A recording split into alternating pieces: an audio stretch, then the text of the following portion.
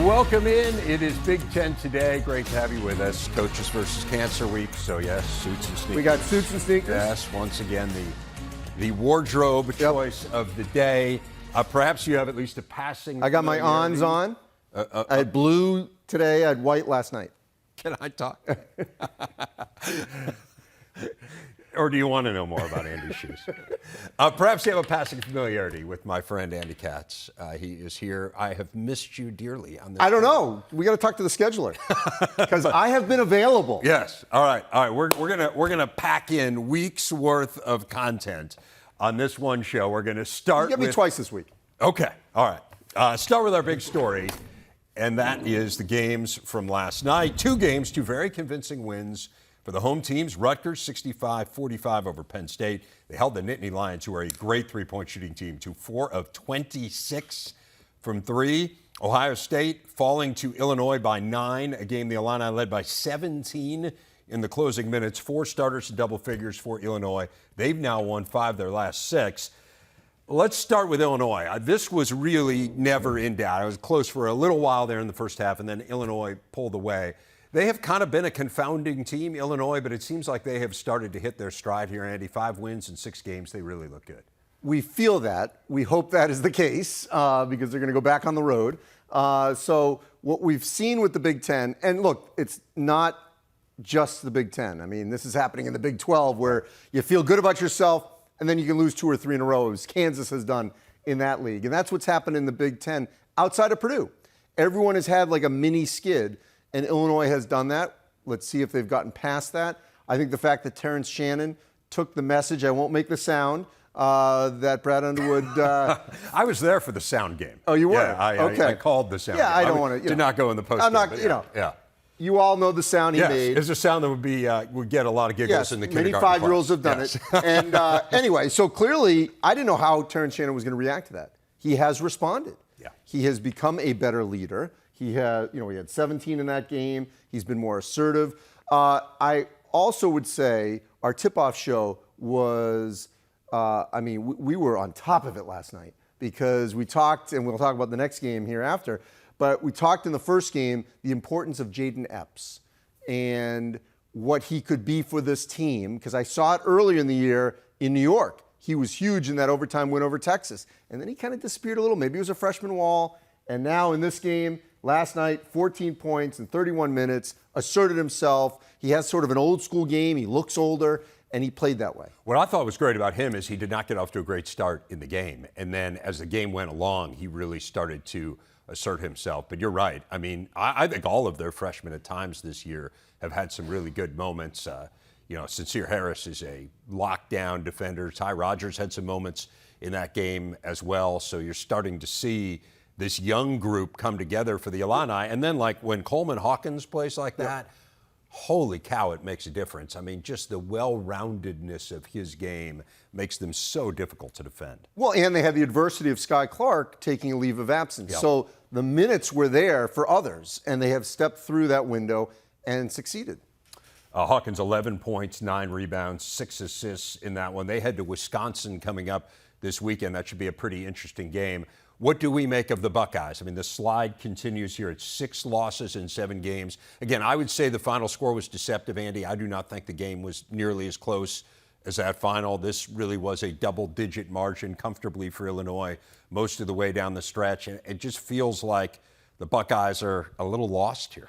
Yeah, I have to admit, this is a team that I'm scratching my head because I saw them at their best. They should have beaten North Carolina in that overtime game at Madison Square Garden. It was a great game. They played so well. Bryce Sensabaugh and the rest of the freshmen were playing at a high level.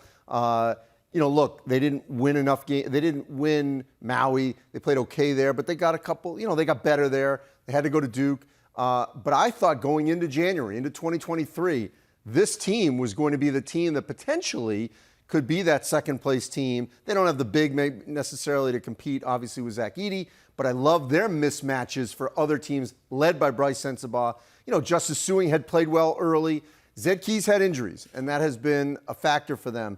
Shoulder, knee, but I just don't understand why the pieces aren't fitting right now. Bruce Thornton has not played well as late. That's been a factor for them.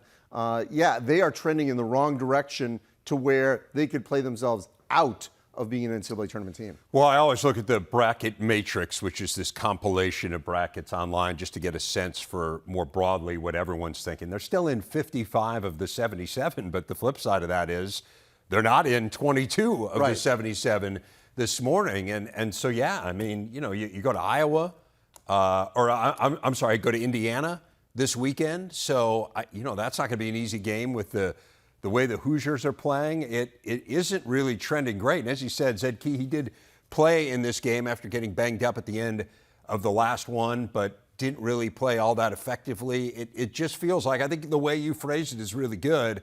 It doesn't feel like the pieces fit together for whatever reason. Yeah, I mean, look, you've got players, veteran players that have been injured throughout the course of their careers. You've got high-profile freshmen coming in. You've got these transfers that they were really high on that have had some moments and they've sort of disappeared at times, from Wright State, West Virginia.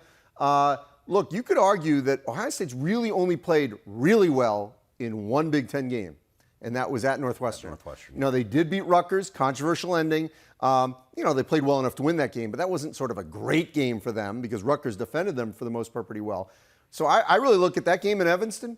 That was really the only game where you can say for 40 minutes they played their best Big Ten basketball to date. And think if they didn't have the Rutgers game, which, again, they probably shouldn't, right, by rule, but they did win the game, and it is a feather in their cap. But you think about what their resume would be without that one. Again, to your point, there just isn't a ton there. They had one fast break point in the game. I would give a lot of credit to Illinois. For all the struggles that Illinois has had at times on the offensive end, particularly in that early stretch of Big Ten play, they've been a really good defensive team throughout the year, and they did a very nice job of taking Ohio State out of what it wanted to do. So the key thing, I think, for the Buckeyes is to make sure you don't lose the locker room, because they have the talent to rip off 3 in a row in Chicago, which actually for them it'll have to be 4 in a row. They have the talent to compete with any team in the Big Ten, but what are they going to look like when we get to the United Center in early March? That's the question. How deep is that hole going to be? As you said, going to Indiana next. Indiana is one of the hottest teams in the country, let alone the Big Ten. So that's not a recipe for getting well. Yeah, no doubt. While we're on the topic of hot teams, how about the Rutgers Scarlet Knights? They got another win, absolutely suffocating defensively. They're now 6-3 in the Big Ten. They're alone in second place. And that's not one of those kind of standings aberrations, right? Like Michigan is pretty high in the standings. I don't think anyone would argue. 2 wins against Minnesota. Right. I don't think anyone would argue they're as good as a team as where they fit in the standings. Rutgers is. I think this is the second best team in the Big Ten. Well, you all mocked me when I was on the set when I said, Ken win the Big Ten. I think it was when here. Have I no, it was here. It was me, you, and Mike. In and, the many the Ken, years the Will, that we've and all known that. each other. Yes. Look, but you were hedging all your verbiage. I was hedging. Yeah. I don't think they're going to win it, but obviously they can finish in the top 2. I will say this, and I think you'll agree with me because no one knows the Big Ten better than you here at the network. Yeah, okay. I think it is a remarkable, and I'm going to tease here, we got a journey piece on Steve Peichel coming up tonight. It is unbelievable what has transpired in the short time Steve Peichel has been there. I'm old enough to remember the Eddie Jordan era when they got in the Big Ten and people were saying, they shouldn't be in the Big Ten. They're not going to be able to compete. Think about this. They are trending toward a second year in a row double bye, which means you finish in the top 4. A historic 3 straight NCAA tournaments, never happened. Really 4. Yeah, should be 4. Because they would have gotten in 2020. I would put this rebuilding project up against any in the country in terms of taking a program from the bottom to near the top of a major conference, to some of the best rebuild jobs in the country. So this is always dangerous when you start down this road and you haven't really given it a ton of thought. But I would just say off the top of my head, last 30 or 40 years in the Big Ten, the job Bo Ryan did at Wisconsin is absolutely one of the greatest coaching. It wasn't even a rebuild. It was just kind of a build, right? The only thing, can I push back a little there? Yeah. Is, Dick Bennett.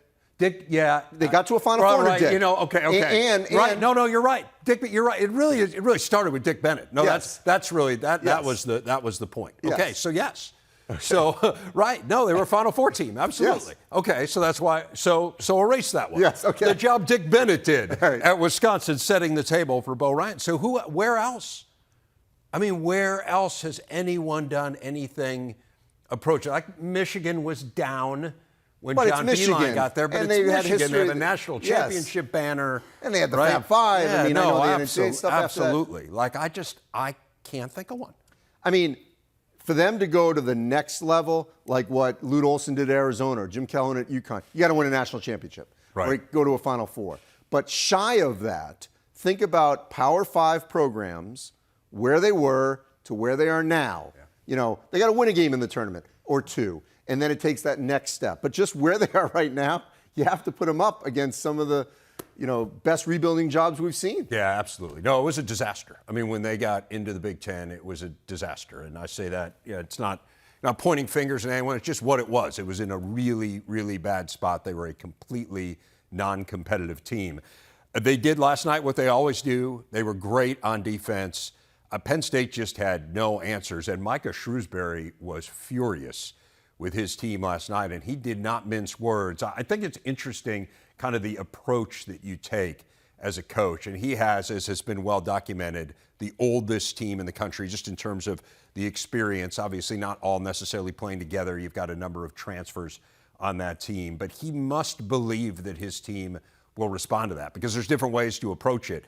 But he pulled no punches. Well, and I think part of Micah Shrewsbury's personality is, at least from what we see, I have never seen him be that expressive in a, volatile way, in a press conference like that. And so, at least to the outside world, I think the players will respond to that, because that's not in his nature. At least we don't see that. I don't know what happens behind closed doors in terms of how much he's, getting after them. But he demands it, and clearly we've heard these players, and I've interviewed these guys and how much they love playing for him. Their next game is Michigan. So that could be, we don't normally say this, but that actually could be a get-well game, because Michigan's not playing well, and they've got, some time before Sunday's game to get ready, to get prepared for that. And I fully expect Penn State to be locked in and to defend. One thing I just want to put a bow on what you were saying about Rutgers, the fact that in this era in the transfer portal that Caleb McConnell, who declared for the draft, Defensive Player of the Year, but wanted to come back to Rutgers. Cliff Omori, I know this was during the pandemic. Big-time recruit, though, needed to stay home, stayed. He has stayed through there. These guys want to be there. Gio Baker's career is over there. He's working guys out, hanging out at Rutgers. Like, they're starting to build that culture where the alums want to come back, the players don't want to leave, and, that's helped. And I think Micah will do that as well at Penn State. But I do think, to your point, it's a smaller window because these guys are so, it's an older group. So, hey, if we're going to make the tournament, we got to get going here right now. And this is definitely a team that can make it. In Yes. Penn State, a team that's in a lot of the brackets, kind of Yes. along the lines of our conversation. You're right, that game against Michigan is huge for them this weekend. They've lost just one home game all season, so we'll see whether or not Penn State can, to use your term, get well in that one. Suits and Sneakers Week in full swing throughout college basketball. Coaches helping to spread awareness this year of the importance of cancer screening. It's the Set the Screen campaign. You can learn more about how early detection can save lives. Visit coaches.cancer.org. That gets us to today's big interview. It is Iowa coach Fran McCaffery. Coach, let's start with Coaches versus Cancer, a cause I know is near and dear to your heart. Describe, if you would, the involvement, not just for you, but also for your wife, Margaret. Yeah, Dave, Margaret is on the National Board of the American Cancer Society. Very active, an incredible group of very talented people that do amazing things. I'm on the National Council for Coaches versus Cancer, and we are just really excited about Suits and Sneakers Week. We're going to go back to wearing suits and sneaks, to highlight what we're doing, not only in terms of a fundraising opportunity as we partner with the Big Ten Network, but also to create awareness and educational opportunities for folks to get screened, to get mammograms, to get colonoscopies, to get checked out by your doctor. It's something that we've been working on for quite some time, and we're thrilled that the Big Ten Network has come aboard to help us in this fight. As I know that people are probably well aware who know anything about you and your family and your team, your son Patrick went through a cancer battle a number of years ago. What did you learn about pediatric cancers as you watched him go through that? It was obviously an incredibly difficult time for our family. He was diagnosed with a thyroid tumor at 13. The day after his 14th birthday is when it was determined that it was a malignant tumor, because at the time we were wondering if it would be benign. So obviously he had to go through 2 surgeries, and treatment for thyroid cancer is you actually drink radioactive iodine. So going through that and watching others go through it at the same time, not the least of which was his best friend, Austin Schrader, whose family remains dear friends of ours. He actually passed away from T-cell lymphoma. So they were battling at the same time, which made it was something that I think that was great to watch, these 2 young guys battle this thing together. But then when one doesn't make it, obviously that is a game changer in terms of how you feel, what Patrick went through, what Austin's other friends and his family went through. It was just heart-wrenching and very difficult for all of us. But I think, strengthened the resolve, not only of us, but Austin's family. And we've done quite a bit with Dick Vitale and the V Foundation. We started, I shouldn't say we started, a program was started here at the University of Iowa Hospitals and Clinics. It's an AYA program. It's adolescent and young adult. Before this, there was pediatric cancer and adult cancer. It was one or the other. Well, what was happening is those patients in the age range of 13 to 31 were not having the same outcomes as those in the pediatric range or the adult range. So they're studying that more thoroughly, and a lot of the fundraising that Margaret and I do is geared towards that particular program and those folks in that age range. So we have become way better educated in both of our roles, as I mentioned before, and remain committed to fighting this thing every year with the other coaches.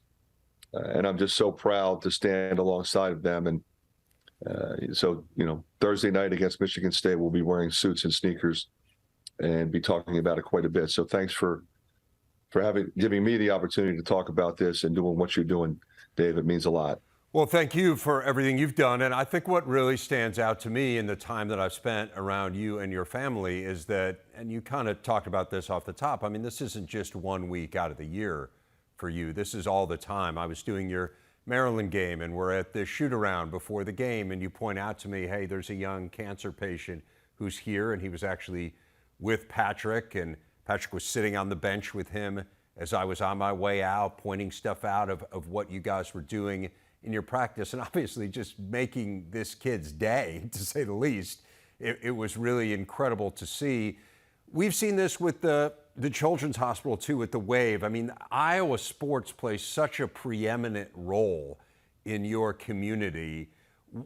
How has that allowed you to make even more of an impact, given kind of the stature of the Hawkeyes? Well, you're so right. And we have a Hope Lodge, which is adjacent to Carver Hawkeye Arena, which houses families of cancer patients. And we also have a Ronald McDonald House next door to that.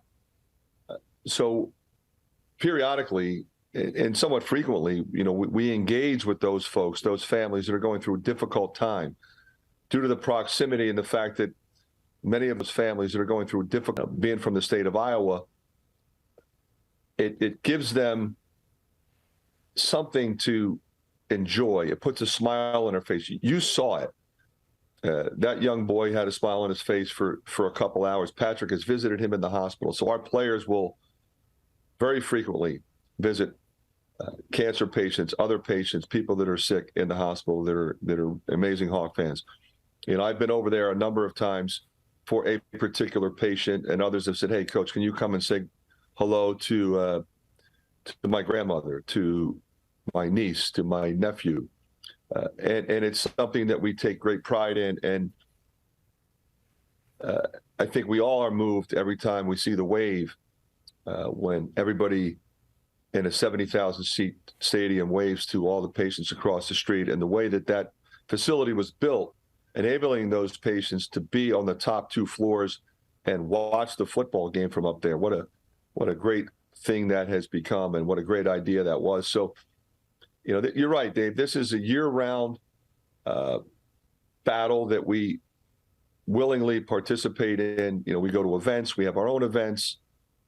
We go to meetings at the Final Four. We have Zoom meetings throughout the course of the year, playing golf tournaments in various locations. Of course, you and I played in the same one last year at Rich Harvest Farms. So I think when you have networks and people like yourself and coaches and then volunteers all in this fight together, it gives us great hope. It's an amazing cause, and again, we're honored to be a part of it here at Big Ten Network. I do want to ask you about your team. Seeing as we've got you here, you've really had quite a good last few weeks. I mean, you had that 4-game winning streak that obviously came to an end here, but you've won 4 out of your last 5. You were at a point of real adversity in your season and turned it around. What have you learned about your team in this stretch where you've really started playing good basketball? Well, I was really proud of the guys. I think you made a good point. At some point, you have to play really good basketball. That means play together, share the ball, take care of the ball, compete defensively, compete on the glass, especially this year in this league. We know what this league is. There's more close games this year than any other year that I can remember. And there's a reason for that. Everybody's good, and it's really hard to win on the road. We find out we go up Ohio State. They had lost the previous 5 games by a total of, I think, 16 points or something like that. It's amazing when you think about it. But we go on the road, we turn the ball over, give Ohio State's defense credit for that, and then they tattooed us on the glass. Makes it hard to win. So that's a learning opportunity, and hopefully we'll be better on Thursday night against Michigan State. It's crazy to think back to that Indiana game, Coach. I mean, you had lost 3 in a row. You'd gone through incredible adversity with Patrick announcing that he was going to take some time away from the team to deal with anxiety. You go down by 21 points in that game. You took a timeout, and in that timeout, you had an animated discussion with your team. And honestly, your season changed, to me, from where I was sitting during that timeout. What do you think about when you think back to that point in that particular game? It was definitely a turning point. You're right, Dave. I challenged the guys to be the best version of themselves, essentially. What you watched in that beginning of the game, we got down 28-7, was not who we are. We're better than that. We know we're better than that. We have to stay connected. And, we kind of crawled back into the game. It was a home game. The crowd was really helpful. And then we fought to the end and got a W, which led to a few more. So it shows you what we're capable of. But anything short of that kind of effort and that kind of execution and determination, you're going to get beat in this league by whoever you play. The thing about that is every other coach and every other player knows that. So the key is to be as consistent as possible with your effort and execution. And if you do that, you have a chance. And, I think we have enough talent, enough experience, enough depth to be successful. And hopefully, like I said, we'll continue to get better. I know we'll continue to stay connected because we've got a great group of young men. Coach, I spent some time with Patrick after the Maryland game, and he mentioned that he was working toward coming back. You had said last week that he's practicing with the team. How will you know when it's the right time? How will he know when it's the right time? I think that last thing you said, Dave, is the key. I don't know that it's when we know. I think it's when he knows. I can tell you he's getting closer. He has been practicing. He's looked good in practice. Obviously you're looking at his overall being, but okay, what's his conditioning like? He's been working out. He's been lifting. So he was able to practice without getting tired or without wearing down. So I think when he feels good about himself in terms of his anxiety level, and can be relaxed and get out there and concentrate and do his job, and get back to where the game is fun again for him. And that's what we want. We want him to enjoy the opportunity, to enjoy the challenge, the competition. Because that's what you have to do in this league, and he knows that. He's done it successfully before. So I think that time is getting closer. But I appreciate you and how you approached it with him, because he's very candid with you, and you were very protective of what he said in terms of, hey, I'm going to play, I'm not going to play, because we really don't know. Right. So I think the important thing is to just let it happen when it happens. Will it be Thursday? I don't know. Will it be Saturday? I don't know. But I think the one thing he's committed to doing is coming back at some point. And I think it'll be sometime soon. It'll be wonderful to see him out there when he is ready. I did want to ask you about one last thing before I let you go. It's the first time we've had an opportunity to talk to you since the Chris Street documentary aired. You have done so much to keep Chris Street's memory alive within the Iowa program, as did the coaches that preceded you.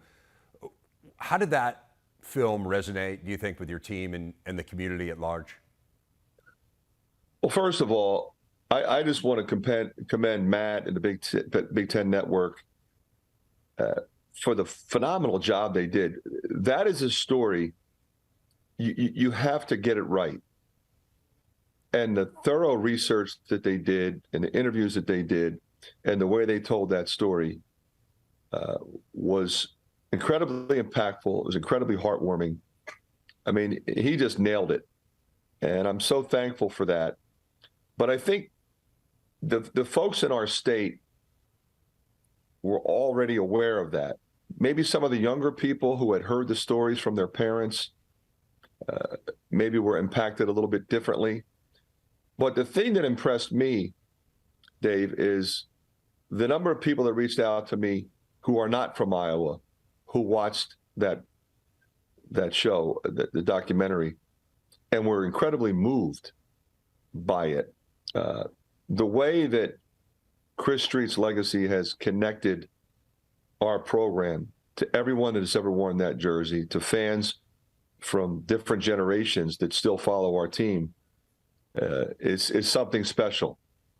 And it means so much to the Street family that he's never forgotten. His number hangs from the rafters. We showed the picture of he and Coach Davis outside the locker room door. We will recognize him 30th anniversary this week. And the golf outing that we have every year is something that's truly special to see. It brings back all the players from all the different generations to remember Chris. Coach Davis comes back, Gary Close comes back, and all of his teammates. And it means so much to us, and it means so much to them. So thank you to the Big Ten Network for doing an awesome job with that. Well, thanks a lot, Coach. Thanks to you as well for everything you do for Coaches versus Cancer, everything you do for us as a network as well. Really good to talk to you, and best of luck against Michigan State. Appreciate it, Dave. There are many ways to measure the top players in the conference. Scoring is certainly one of them. Zach Edey leading the way. He's 10th in the nation. He's also the second leading rebounder in the country. Chris Murray just a fraction of a point behind him. Trace Jackson Davis, Hunter Dickinson, Terrence Shannon rounding out the top five. Let's get to your first team All-Big Ten as Andy rejoins me. I think some of these are probably pretty obvious. We'd all agree. Some may be up for maybe debate. The first one's pretty obvious. The first one's very obvious.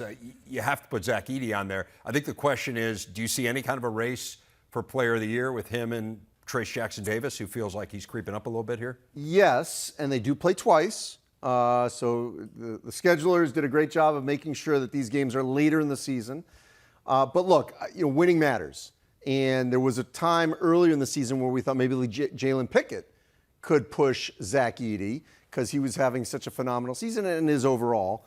But I'm just not a believer in these awards for the most part. If your team finishes deeper in a conference, that you would win Player of the Year. So Zach Edey, to me, you're on the best team. You're on a team that's potentially going to be a number 1 seed. You right now are probably the National Player of the Year favorite. And if he keeps doing what he's doing, then yeah, I think he's going to win it, win maybe both awards, which would be, first of all, a year ago, think about this. We had 2 Big Ten players who were in contention for the Naismith and Wooden in Johnny Davis and Keegan Murray. Again, this season, I think we're going to have for sure, obviously, a favorite in Zach Edey, and then Trace Jackson Davis feels like he's going to be in those, in those settings at Naismith and Wooden as well. If he plays like he has these last couple weeks, Yes. he could make a He's run. a first-team All-American Oh, right no now. doubt. But Zach Edey, I mean, like you look at the Ken Palm Player of the Year, and not only is he first, I mean, he's lapping the field. Like the margin is just stunning how much better he is by those statistical measures than anyone else. But Trace Jackson Davis has been great here, particularly this last few weeks. Well, think about it. He had 35 and 31 in those 2 games last week, and the 35 came at Illinois, which was sort of their, restart game, if you will, for them, where you said, wait a minute, this is a team that could compete at the top of the Big Ten again. And that game, they didn't have Race Thompson. Race Thompson came back for a few minutes in the win over Michigan State. Xavier Johnson's still out, so we'll see when he comes back. But, that was sort of the thing. When were they going to be healthy? Now we're like, hey, they don't have to be fully healthy to reach their potential, because clearly what they've done in the last 2 games, and we'll see if they can continue that against Minnesota tonight, they clearly are starting to look like a team that is on the rise that could make a deep run. And his numbers are phenomenal, too. He's on pace to be the first player in college basketball in the last 13 years to average 15 points, 10 rebounds, 3 assists, and 3 blocks. I mean, the assists, no, he's 11th in the Big Ten in assists. Yeah, right? what I love about both these guys, Yeah. Edey and TJD, is they are assertive, they command the ball, and when they get it, they do something with it. They're looking to score, pass, create. They have taken their game, their mentality to just that next level where I'm the guy, give me the ball. I'm not going to defer anymore because we're going to win if I'm playing well. You mentioned Jalen Pickett earlier. He's on your first team as well. Yeah, I mean, didn't have a great game against Rutgers, and not everyone can because of the way Rutgers defends. But he's just this jack of all trades. He can, we talked about this last night, where he was heading to this game in Denzel Valentine territory of being, sort of remarkable in all statistical categories. And he continues to do that. What I really believe in it, when you transfer up, and we've seen this, when you stay that next year, like now we're seeing from Siena to the Big Ten, from the MAC with 2 A's to the Big Ten, where he's really come into his own. And he's an elite player. I think he's, one of the better NBA prospects in this league because he can play a variety of positions. He's a big lead guard.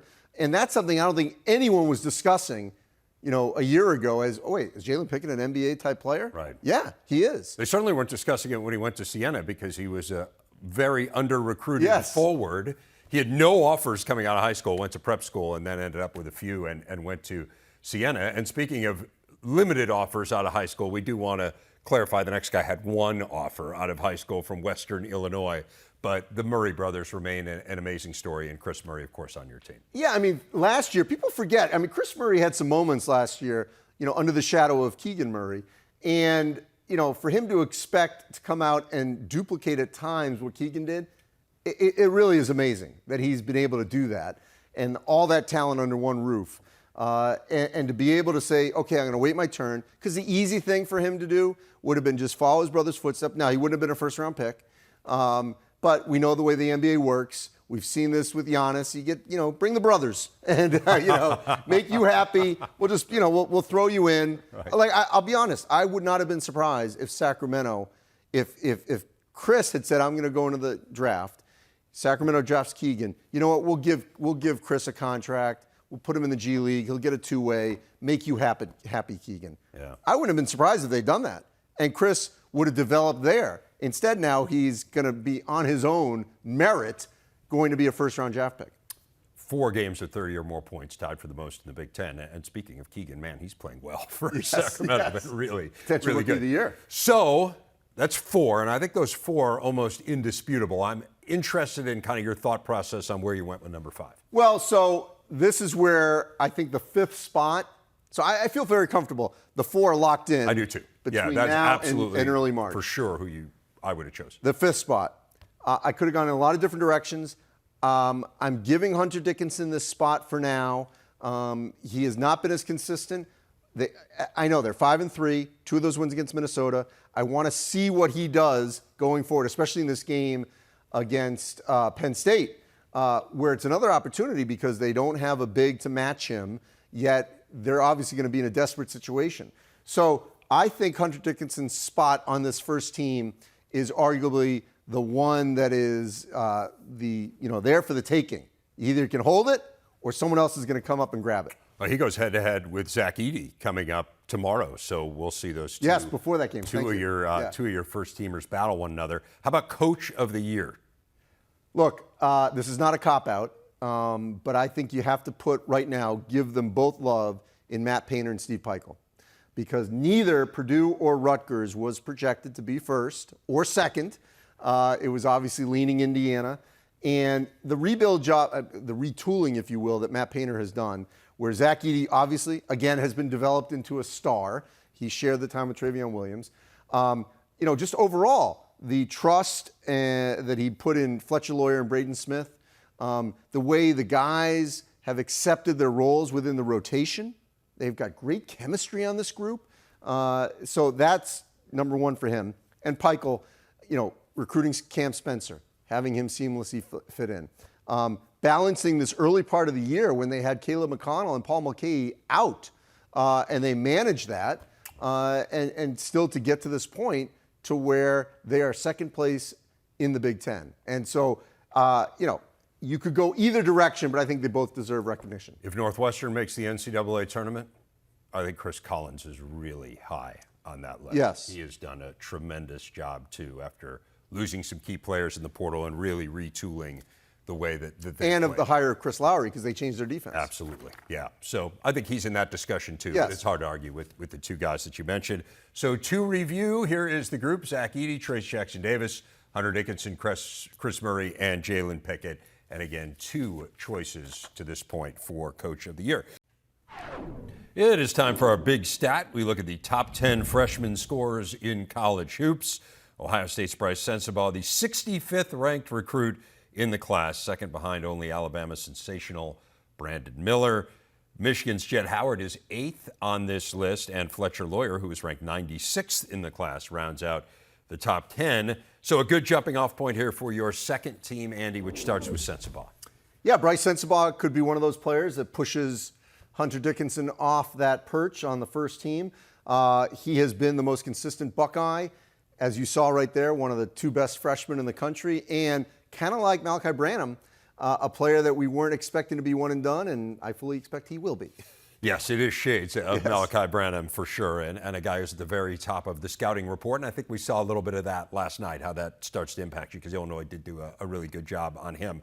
He is not the only freshman on the list. Yeah, Fletcher Lawyer, again on that list. Purdue as a number 1 team in the country now for the second time this season, number 1 in the Big Ten. Obviously, Zach Edey gets a lot of love, but Fletcher Lawyer deserves a lot of the credit. He's hit big shots, game-winning shots for this team. He has far exceeded the expectations of his freshman season. No doubt. I think the thing that stands out to me is the fearlessness. Yes. That he wants the ball at those critical moments. green light. Some of the numbers, the shooting percentages aren't like off the charts or anything, but again, like when the chips are down, man, he is really something. To Champaign next. Yeah, I think I debated about Terrence Shannon because he's been consistent, but then he stepped up against Ohio State on Tuesday night, so I feel comfortable that he should be on this list. Remember, beginning of the season, he was one of our sort of top 5. Right. He has slid back because of inconsistencies, but he has to be on the second team. Another transfer in Piscataway, also making the list. Who had Loyola Maryland's Cam Spencer being one of the best players in the Big Ten? Again, like Lawyer, has not shied away from the big shot, has had multiple big shots, game-winning shots for Rutgers, and really has changed this team because we knew they could always defend. Now they can score. Just 4 of his last 18 from 3, but relishes the big moment. And Yes. to your point, he's won 2 games for Yes. them. And it's hard to overvalue winning, and Cam Spencer has certainly come through. So that is 4 of the 5, and there's another Scarlet Knight rounding out your team. Yeah, again, there are going to be people that are going to push back on my honorable mention, and I think some of the guys we're going to discuss in a moment could slide up into the second team. But Cliff Omori, last night against Penn State, he had been struggling offensively, but he stepped it up. He was, scoring, rebounding, blocking shots, creating havoc inside, and is arguably one of the more difficult matchups for teams. Second leading rebounder in the Big Ten. He's the third leading shot blocker, and he is the most violent dunker. I don't know whether there's a category for that. Okay, so here is the second team. Sensabaugh, Lawyer, Shannon, Spencer, and Amori. You mentioned your honorable mentions, and I do think some people might push back on a couple of these. This is a really good list as well. I mean, Tyson Walker has really stepped up. Joey Hauser, Chase Audige, probably two of the most improved players in the Big Ten. Braden Smith, not a highly recruited player, and he's running the point for the number one team in the country. Jameer Young has been a huge part of the offense for Maryland. This is a really good list as well. Yeah, the name that's not on there, and I debated this, I mean, we certainly could add Jett Howard. He's hurt now, but Michigan has really struggled this season. I know they got 5 wins, but 2 of them against Minnesota. So, winning matters.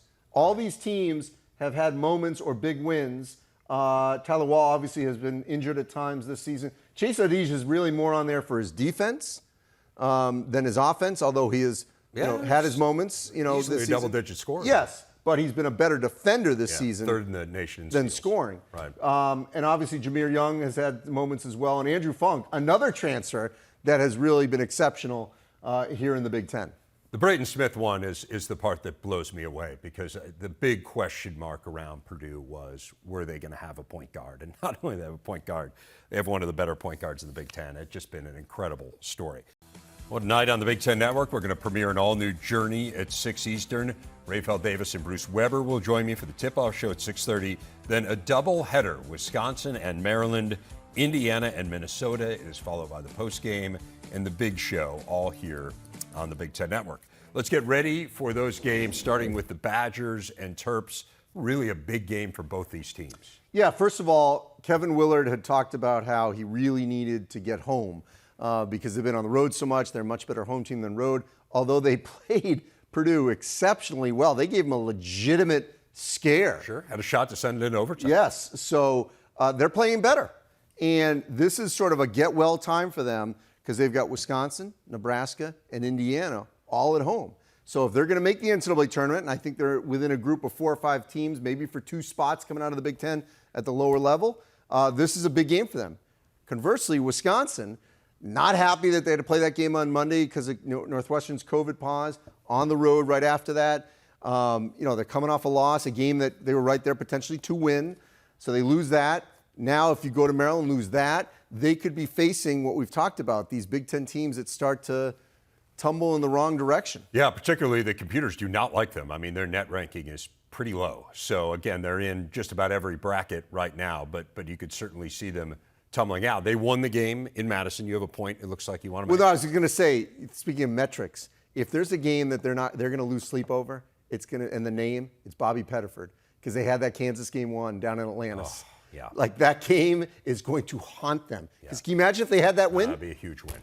Right, and yes, I mean, losing it literally in the final seconds. Indiana going to Minnesota. Again, the Hoosiers really playing well.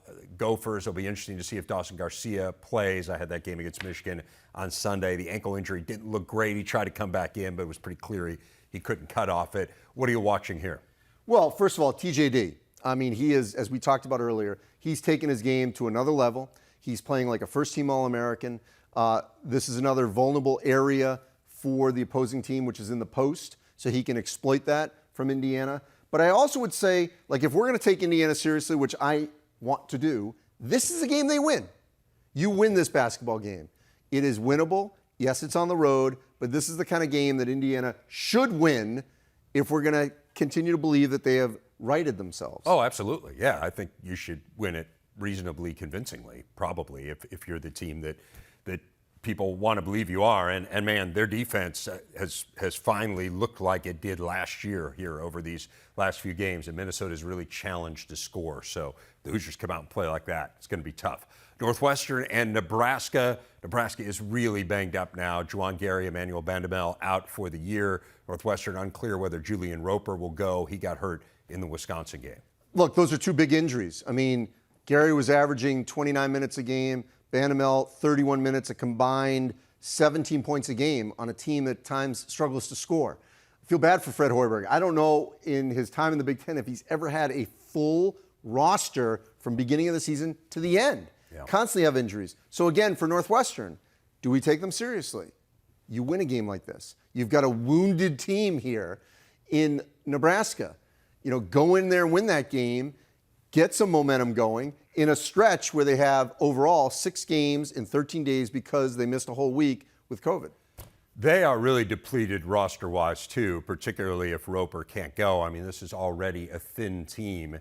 We also saw Ty Berry go down. He came back into the game against Wisconsin, but they are a team that can ill afford to have injuries, and especially in this stretch here, Andy, where they're going to be playing a ton. Yeah, I expect a rock fight. This is going to be a game that will not be a thing of beauty, probably in the 50s. 2 good defensive teams. Only meeting of the year between those two, and then Northwestern plays Minnesota just once all year. That's coming up this weekend in Evanston, so big week for them. We will see you tonight for the tip-off show. For Andy Katz, I'm Dave Revson. Thanks so much for watching Big Ten Today.